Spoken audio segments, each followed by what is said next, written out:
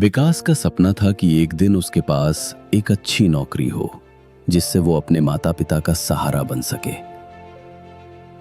लेकिन हालात इतने खराब थे कि घर चलाना भी मुश्किल हो रहा था। पिता खेतों में मजदूरी करते थे और मां दूसरों के घर काम करती थी।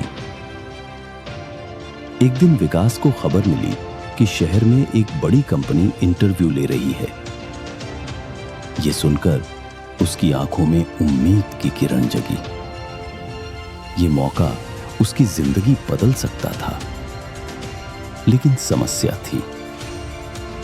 शहर उसके गांव से 50 किलोमीटर दूर था और उसके पास बस का किराया भी नहीं था।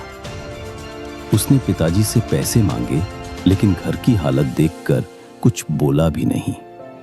मां की आंखों में आंसू थे, मगर बेटे के हौसले को देखकर उन्होंने कहा, बेटा, अगर सपने सच्चे हैं तो रास्ता भी मिल जाएगा।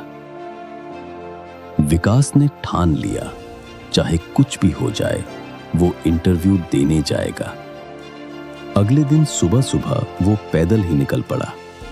रास्ता लंबा था, धूप तेज थी, पैर में छाले पड़ने लगे, लेकिन दिल में सपनों की आग और भी तेज जल रही थी। रास्ते में लोग हंसते हुए पूछते, अरे भाई, इतना लंबा रास्ता पैदल क्यों?